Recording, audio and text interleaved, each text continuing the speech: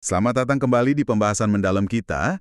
Hari ini, kita mau fokus ke bagian tubuh yang, wah, luar biasa ekspresif dan seringnya jujur banget. Tangan dan jari Anda. Betul sekali. Kita bakal gali bab 6 dari buku What Everybody is Saying. Nah, bab ini khusus banget ngupas soal bahasa nonverbal tangan dan jari. Topik yang menarik dan penting ini. Iya kan? Tujuan kita kali ini, ya membekali Anda semua dengan kemampuan buat semacam ngebaca gitu loh. Apa sih yang sebenarnya diomongin sama gerakan tangan? Mulai dari jabat tangan sampai gerakan jari yang halus banget. Supaya bisa lebih paham orang lain ya. Betul, dan mungkin diri sendiri juga. Siap nih mengungkap rahasia di ujung jari Anda? Kita mulai aja ya. Tentu. Tangan itu emang krusial banget. Otak kita itu ya secara evolusi udah terprogram buat kasih perhatian lebih ke tangan. Lebih dari bagian tubuh lain. Oh iya, kenapa gitu? Ada alasan kuat di baliknya. Ya, terkait bertahan hidup dan komunikasi dasar. Ingat aja, tangan kan bisa megang alat atau bahkan senjata. Jadi, secara naluriah otak kita tuh selalu waspada sama tangan orang lain. Masuk akal, masuk akal. Selain itu ya, tangan itu bisa melakukan gerakan yang kompleks dan halus banget.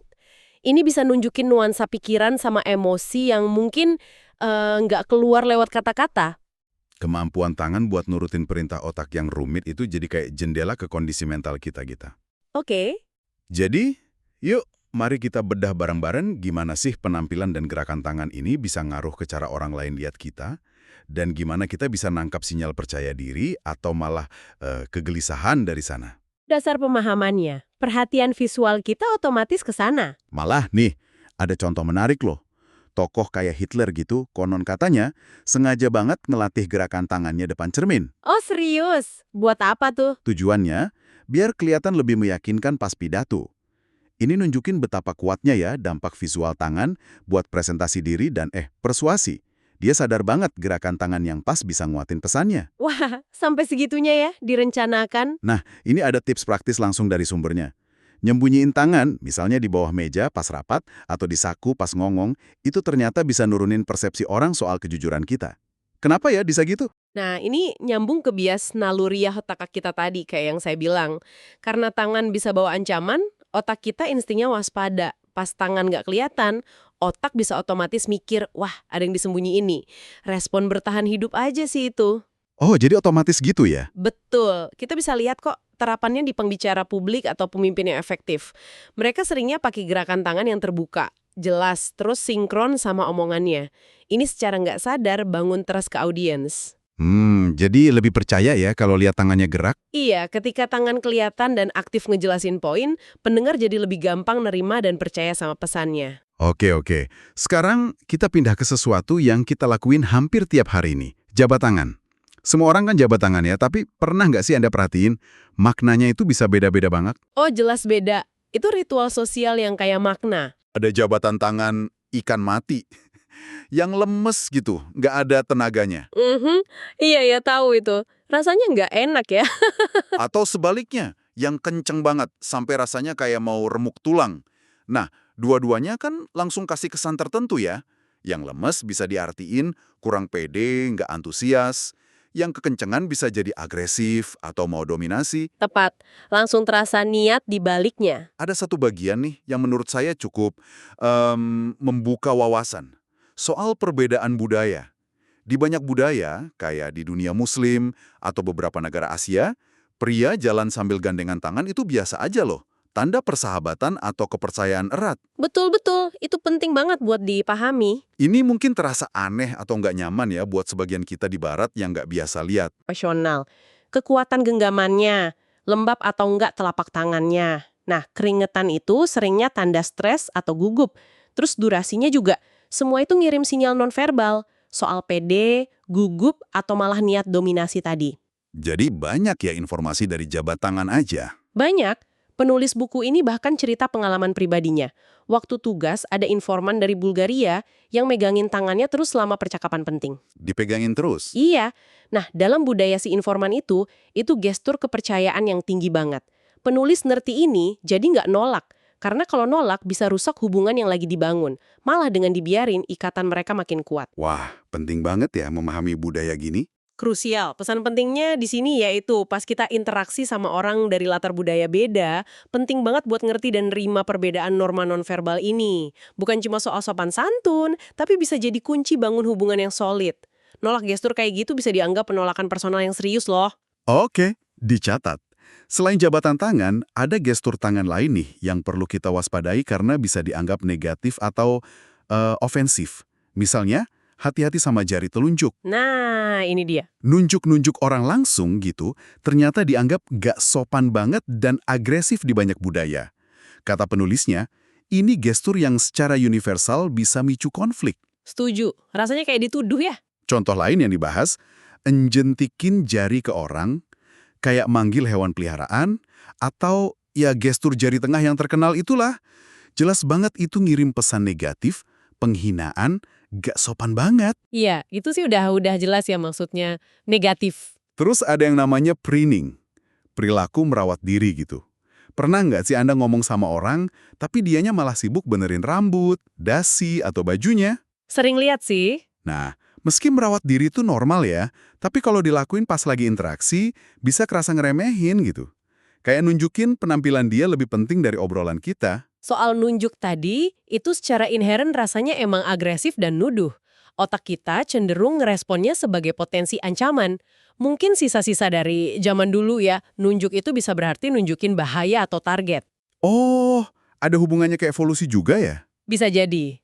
Terus soal preening, penting juga lihat konteksnya. Merawat diri sendiri wajar, tapi kapan dan gimana ngelakuinnya itu penting banget.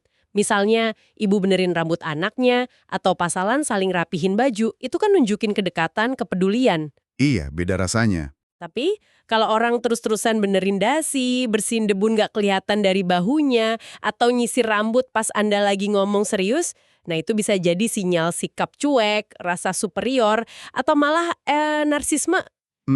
Jadi tergantung momennya juga ya. Banget. Buat Anda yang mungkin tertarik nih, mau gali lebih dalam soal ragam gestur dan maknanya di seluruh dunia, penulis buku ini ngerekomendasiin karya kayak Body Talk dari Desmond Morris atau Gestures oleh Roger Extel.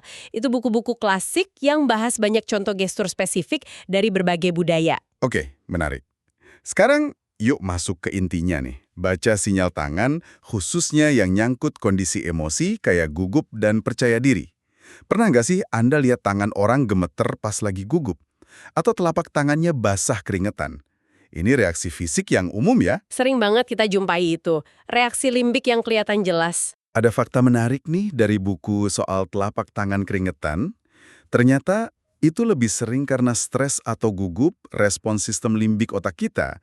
Dan bukan tanda pasti orang lagi bohong loh. Nah, ini penting dicatat, sering disalahartikan soalnya. Perlu diingat juga, ada kondisi medis namanya hyperhidrosis yang emang bikin keringet berlebih. Jadi, jangan langsung loncat ke kesimpulan ya. Betul, harus hati-hati interpretasinya. Terus, gimana kegugupan bisa kelihatan lebih jelas lewat tangan? Gemetar, terutama pas orangnya megang sesuatu, kayak pulpen, kertas, atau bahkan rokok gitu. Getaran kecil di tangan jadi lebih kentara di objek yang dipegang itu. Iya, jadi kelihatan banget getarannya, itu sinyal stres yang jelas dari otak limbik. Kenapa bisa gemetar gitu sih sebenarnya? Gemetar itu sendiri akibat dari pelepasan hormon adrenalin. Pas sistem limbik, bagian otak yang ngatur emosi, dan respons lawan atau lari terstimulasi sama stresor. Entah stresornya nyata, atau cuma dibayangin. Ini respons fisiologis otomatis yang susah dikontrol sadar. Oh, jadi otomatis ya? Nggak bisa ditahan gitu? Susah banget. Tapi konteks itu segalanya. Penting banget buat nyoba bedain, gemeternya itu karena stres negatif, atau jangan-jangan malah karena excited, gembira, atau antisipasi positif. Bisa karena seneng juga ya? Bisa. Lihat juga sinyal nonverbal lainnya barengan ada sentuhan ke leher nggak? Bibir ditekan rapat, warna muka berubah. Terus bandingin juga sama perilaku dasar baseline orang itu. Dia emang peminum kopi berat yang tangannya sering agak tremor, atau punya kondisi medis. Wah, kompleks juga ya bacanya. Iya, nggak bisa instan. Penulis cerita kasus menarik nih dari pengalamannya di investigasi spionase besar. Tangan subjek mulai gemeter hebat pas nama tertentu disebut waktu interogasi. Gemetar pas dengar nama aja. Iya, pas nama Clyde Conrad disebut. Meskipun subjeknya secara verbal nyangkal keterlibatannya pas itu, reaksi fisiknya yang nggak kekontrol itu jadi petunjuk kuat ada hubungan emosional negatif yang signifikan sama nama itu. Itu jadi salah satu kunci kasusnya. Luar biasa ya. Tangan bisa sebocor itu. Bisa banget. Nah, setelah bahas sinyal gugup, kita lihat sisi sebaliknya yuk. Gestur tangan yang nunjukin PD tinggi. Salah satu yang paling ikonik itu stippling. Gerakan ujung jari kedua tangan saling nyentuh, bentuknya kayak atap gereja gitu. Buku ini nyebutnya sinyal PD yang kuat banget. Ah iya, stippling. Sering lihat itu di kalangan eksekutif atau orang yang merasa punya kuasa. Gestur yang pakai jempol juga seringnya nyangkut sama rasa PD. Jempol ngacung ke atas, atau yang sengaja dilihatin misalnya keluar dari saku celana kayak gaya foto JFK, itu umumnya nunjukin PD, status tinggi, atau perasaan positif. Kayak bilang, semua oke, atau saya oke. Jempol itu memang simbol kekuatan dan kemampuan ya. Ada juga gestur yang lebih dominan sifatnya, namanya genital framing. Ini biasanya dilakuin pria. Jempolnya dikaitin di ikat pinggang atau saku celana dekat area selangkangan. Jarinya ngarah ke bawah. Menurut penulis, ini display dominasi bawah sadar yang cukup primitif. Haha, iya itu gestur yang sangat maskulin dan teritorial. Mari kita bedah dikit makna psikologisnya. Stippling itu sering nunjukin keyakinan kuat sama pemikiran atau posisi si pelaku. Seolah bilang, saya tahu apa yang saya omongin, atau saya yakin sama argumen saya. Jadi kayak udah mantap gitu ya. Betul, orang yang lakuin stippling sering rasa superior atau yakin banget sama omongannya. Dan secara nonverbal, gestur ini bisa bikin orang lain jadi lebih susah buat ngebantah. Menarik. Terus kalau jempol? Kalau jempol, secara evolusi kan, jempol yang kelihatan dan berfungsi baik itu nunjukin kemampuan, kontrol, ketangkasan, bisa pakai alat, manipulasi lingkungan. Jadi, nampilin jempol secara nonverbal bisa diartiin sinyal saya kompeten, saya punya status, atau saya ngerasa positif. Oke. Nah, yang genital framing tadi, itu gimana? Agak vulgar ya kedengerannya. Memang kesannya gitu. Itu penegasan maskulinitas dan dominasi teritorial yang mendasar banget. Secara nggak sadar, gestur ini narik perhatian ke area genital sebagai simbol kekuatan, virilitas, dan status dalam hierarki sosial. Terutama dalam konteks persaingan antar pria. Wow, oke. Jadi itu sinyal-sinyal pede ya.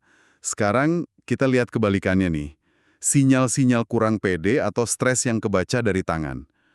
Kalau stippling nunjukin yakin, kebalikannya, kayak jari-jari saling mengunci erat atau tangan saling meremas, itu biasanya tanda stres, cemas, ragu, atau nggak nyaman.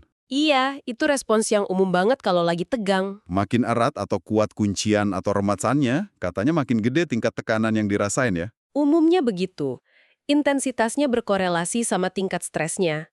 Terus, posisi jempol juga. Kalau jempolnya disembunyiin, misal masuk saku, sementara jari lain ngegantung di luar, ini sering jadi sinyal klasik, saya nggak yakin, ngerasa rendah diri, atau nggak nyaman sama situasi. Beda banget sama jempol yang diliatin pede tadi. Kontras banget ya. Jempol masuk itu kayak mau ngumpet. Terus, gosok-gosok telapak tangan atau remes-remes tangan juga indikator stres. Makin cepat atau kuat gerakannya, biasanya makin tinggi stres atau cemasnya. Kalau sampai jari saling ngunci dan buku jarinya memutih karena tekanan, atau digosok naik turun kencing, itu bisa nunjukin tekanan berat banget. Itu udah tingkat stres yang tinggi biasanya. Tubuh berusaha banget buat ngelepasin ketegangan. Ada satu lagi nih gestur yang penting banget dan sering kelewat katanya, yaitu nyentuh leher. Penulis buku ini nekenin banget, pentingnya ngamatin gestur ini, disebutnya pacifier atau penenang diri. Ah iya, self-soothing behavior. Tangan kita otomatis bisa naik ke area leher, entah nyentuh, gosok, atau nutupin lekukan di dasar leher yang suprasternal notch itu, pas kita ngerasa terancam, nggak nyaman, ragu, stres, atau nggak aman. Jadi perhatiin baik-baik gestur ini ya. Gerakan kayak meremas tangan atau nyentuh leher, ini itu cara sistem limbik otak kita buat nyoba nenangin diri sendiri, self-soothe. Kontak taktil, apalagi di area sensitif kayak leher atau muka, bisa ngerangsang ujung saraf yang terus ngirim sinyal ke otak buat lepasin endorfin atau kimia penenang lain. Ini bisa bantu nurunin detak jantung, tekanan darah yang mungkin naik karena stres. Jadi itu refleks buat nenangin diri ya. Betul, dan akurasi gestur nyentuh leher ini cukup tinggi loh. Ini salah satu indikator stres, nggak nyaman, ragu, atau rasa nggak aman yang paling bisa diandalin dan universal sifatnya. Penting dicatat ya, ini nggak langsung berarti orangnya bohong. Tapi jelas nunjukin ada sesuatu, entah topiknya, pertanyaannya, situasinya, yang bikin orang itu keganggu atau nggak nyaman secara emosi. Oke, jadi bukan tanda bohong, tapi tanda nggak nyaman ya. Penting nih. Penting banget bedain ya. Poin krusial nih yang ditekankan bolak-balik di bab ini. Yang paling penting itu bukan cuma ngidentifikasi satu gestur aja, tapi ngamatin perubahannya. Kapan gestur muncul, kapan hilang, atau gimana intensitasnya berubah seiring interaksi atau obrolan. Nah, ini kuncinya. Dinamikanya itu yang penting. Contoh sederhana yang dikasih itu soal pasangan lagi makan bareng. Tiba-tiba salah satu narik tangannya dari genggaman pasangannya pas topik sensitif dibahas. Perubahan mendadak ini sinyal negatif instan yang jelas banget soal perasaan dia ke topik itu. Jelas banget itu. Respon langsung. Ada juga contoh lain soal teman penulis yang merhatiin suaminya selalu pelan-pelan narik tangan dari meja dan nyembunyiin tiap kali topik keuangan keluarga dibahas.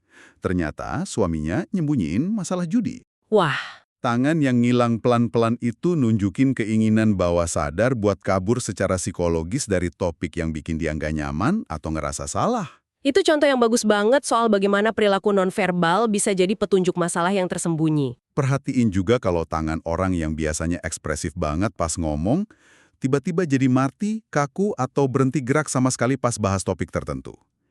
Ini bisa jadi tanda waspada. Mungkin ada perubahan di tingkat komitmen, keyakinan, atau bahkan kejujuran mereka sama apa yang lagi diomongin pas itu. Perubahan ini penting banget.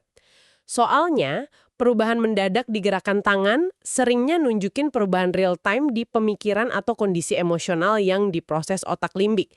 Sistem limbik kan reaksinya instan dan jujur sama lingkungan dan stimulus internal. Seringnya, sebelum pikiran sadar kita sempat nyensor atau ngendaliin. Tangan jadi kayak layar yang nampilin aktivitas limbik ini. Jadi tangan itu kayak layar real time, otak emosi kita ya? Bisa dibilang gitu, makanya penting banget buat observasi terus-menerus dan jangan lompat ke kesimpulan cuma dari satu gestur atau satu perubahan sesaat. Amati pola perilaku dan perubahannya dalam konteks obrolan yang lebih luas. Perubahan itu konsisten nggak tiap topik tertentu muncul? Sinyal nonverbal lain apa yang nyertainnya dari bagian tubuh lain? Makin banyak data, makin akurat interpretasi kita. Oke, sip. Jadi, apa nih kesimpulan dari semua ini? Jelas banget ya tangan kita itu kanvas emosi yang kaya banget. Mulai dari cara jabat tangan, posisi jempol, sampai sentuhan kecil nggak sadar ke leher pas nggak nyaman, semuanya bisa ngomong banyak soal apa yang sebenarnya ada di pikiran dan perasaan kita, atau orang lain. Luar biasa memang kekayaan informasi dari tangan ini. Pesan buat Anda nih. Mulai sekarang, coba deh lebih sadar dan perhatiin bahasa tangan orang di sekitar Anda pas interaksi. Mungkin di rapat, pas kencan, atau bahkan pas ngobrol santai sama teman atau keluarga. Anda mungkin kaget sama lapisan makna dan info tambahan yang bisa Anda tangkap dari gerakan yang sebelumnya mungkin Anda abain. Pasti akan menemukan banyak hal baru. Tapi ingat ya, kayak yang selalu kita ingetin di pembahasan kita, jangan pernah interpretasi satu gestur sendirian. Selalu lihat gambaran besarnya, cari klaster atau kumpulan perilaku nonverbal yang konsisten. Bandingin apa yang Anda lihat di tangan sama ekspresi muka, postur, gerakan kaki, dan yang paling penting, selalu pertimbangin konteks situasi dan budaya tempat interaksi itu terjadi. Setuju banget. Konteks dan klaster itu kunci. Kita emang seringnya alami lebih fokus ke muka ya pas komunikasi. Tapi, ironisnya, muka itu bagian tubuh yang paling sering kita latih buat ngendaliin ekspresi. Malah buat bohong atau nyembunyiin emosi. Oh iya ya, kita bisa pasang muka poker. Nah, itu dia. Tangan, di sisi lain, seringnya lebih jujur dan mungkin bocorin kebenaran yang coba ditutupin sama senyum atau ekspresi muka yang dipaksa. Jadi tangan lebih jujur dari muka ya seringnya. Seringkali begitu, karena lebih sulit dikontrol secara sadar, terutama saat emosi kuat muncul. Sebagai penutup nih, mungkin sebuah pertanyaan buat Anda renungkan. Seberapa banyak sih informasi berharga soal perasaan atau niat orang lain yang selama ini mungkin Anda lewatin karena terlalu fokus cuma sama apa yang kelihatan di atas leher? Pertanyaan bagus tuh. Gimana kalau Anda coba secara sadar buat ngamatin perilaku tangan-tangan Anda sendiri dan orang lain selama 1 hari penuh? Penemuan apa ya yang mungkin Anda dapetin soal dunia di sekitar Anda, dan mungkin juga soal diri Anda sendiri? Wah, tantangan menarik tuh buat dicoba. Terima kasih banyak ya udah nyimak pembahasan mendalam kita kali ini. Semoga pemahaman soal bahasa tangan ini bisa memperkaya interaksi Anda sehari-hari dan bantu Anda dengar lebih banyak dari yang nggak terucap. Semoga bermanfaat. Sampai jumpa di eksplorasi kita berikutnya.